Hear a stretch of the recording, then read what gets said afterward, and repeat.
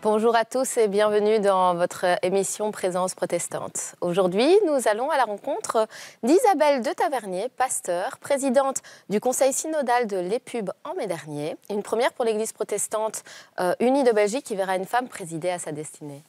Isabelle de Tavernier, bonjour.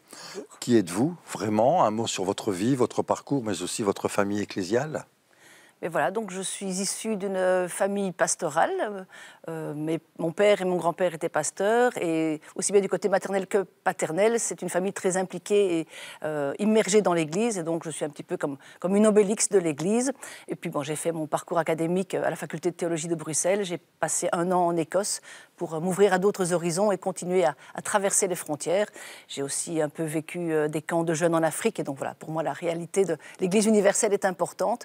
Et c'est tous ces éléments-là qui, finalement, m'ont permis, m'ont donné aussi d'aimer et de continuer à m'engager dans l'Église qui m'a accueilli. Un mot sur votre famille, justement, ecclésiale, votre branche, on dira. Ben voilà, donc je suis actuellement pasteur de l'Église protestante unie de Belgique. L'Église protestante unie de Belgique regroupe une grosse centaine de communautés. Elle est organisée sur un système qu'on appelle presbytéro-synodal, c'est-à-dire que c'est les gens de la base, ce sont les membres des communautés qui définissent par délégation et par vote et élections successives la politique et les personnes qui vont mener à la destinée et à la direction de l'Église. Et c'est donc dans le cadre de ce fonctionnement qu'au mois de mai dernier, j'ai été élue à la présidence du Conseil synodal, qui est en quelque sorte l'exécutif. On peut dire que l'Assemblée synodale, c'est comme le Parlement, et le Conseil synodal est comme le gouvernement de notre Église. Justement, qui dit nouvelle fonction dit aussi nouveaux défis, nouvelles perspectives et nouveaux enjeux. Comment se prépare-t-on à cela? Diriger au niveau national une église protestante, ce n'est pas de tout repos, mais ça doit être stimulant, non? Voilà, oui, c'est un défi extrêmement stimulant. C'est une chance, c'est une autre facette, un autre déploiement de mon ministère. Alors, je m'y prépare pour l'instant en étant en écolage avec le président sortant qui m'invite et me permet de découvrir un petit peu les coulisses de cette fonction. Et puis surtout, je m'y prépare par la prière, et je m'y prépare aussi par l'écoute et la découverte de plus en plus importante des réalités de terrain.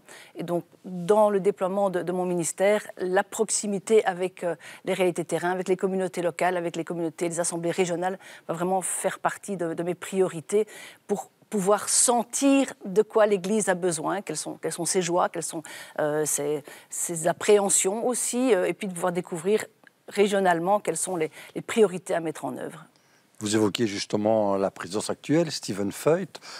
Dans toute passation de gouvernement, il y a les affaires courantes. J'imagine qu'il y a déjà des chantiers auxquels vous vous préparez non seulement avec lui, mais aussi avec vous, parce que ça ne s'improvise pas de gérer une telle église. Non, voilà, donc c'est vrai que je me prépare à cela et j'essaye donc dans la mesure du possible d'être le plus à l'écoute. Moi, mon ambition, c'est quand même que nos communautés soient de plus en plus fières et de plus en plus heureuses d'avoir un trésor à partager et de pouvoir de mieux en mieux aussi répondre en fait aux défis de la société. Mon parcours personnel à travers différentes communautés et un parcours aussi dans l'enseignement fait que j'ai été particulièrement marquée par les réalités sociales, les questions de précarité, l'importance de l'engagement sociétal. Et donc, c'est dans cette direction-là que j'ai vraiment envie que notre Église puisse aller.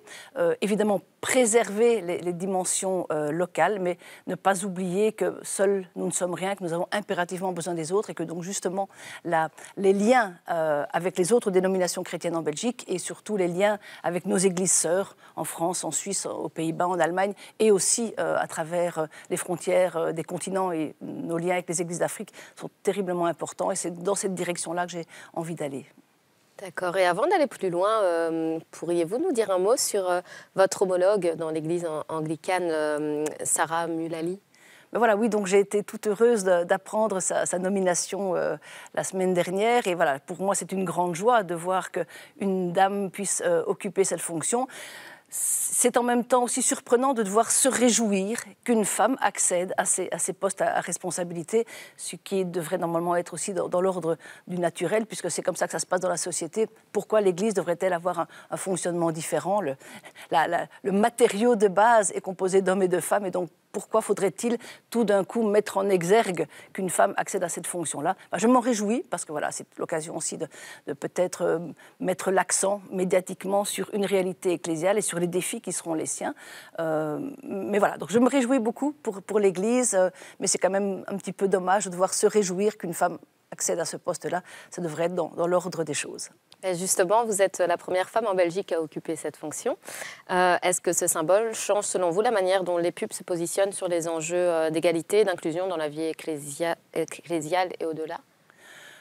Non, je ne pense pas que ma présence à la présidence va changer grand-chose, étant donné que mon Église est déjà actuellement très impliquée, très engagée dans ces questions-là, que ce soit le pastorat féminin, que ce soit la bénédiction des personnes de même sexe, que ce soit même aussi la possibilité pour des pasteurs gays ou lesbiennes d'accéder au ministère pastoral.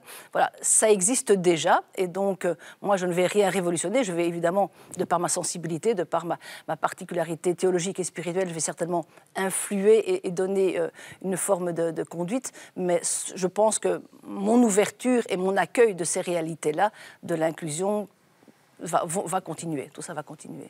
Alors, la société est de plus en plus sécularisée en Belgique. L'Église protestante unie de Belgique a-t-elle encore sa place dans ce débat public, notamment sur les questions sociales, éthiques, environnementales? On sait aussi qu'on vous voit régulièrement balader à vélo. On sait que vous avez une petite tendance entre guillemets écolo. Vous êtes aussi très proche des gens.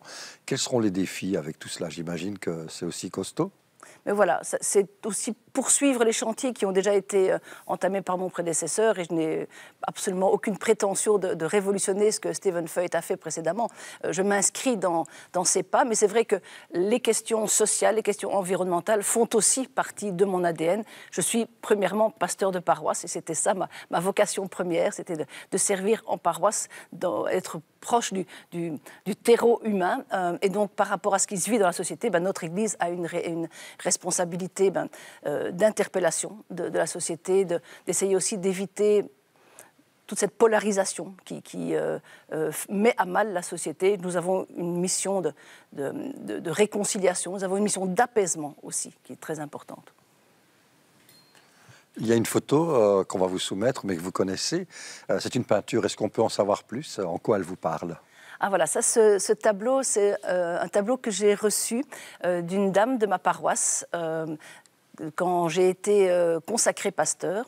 Et donc j'ai reçu de cette dame de la paroisse du Champ de Mars ce tableau qui s'appelle La percée de l'être.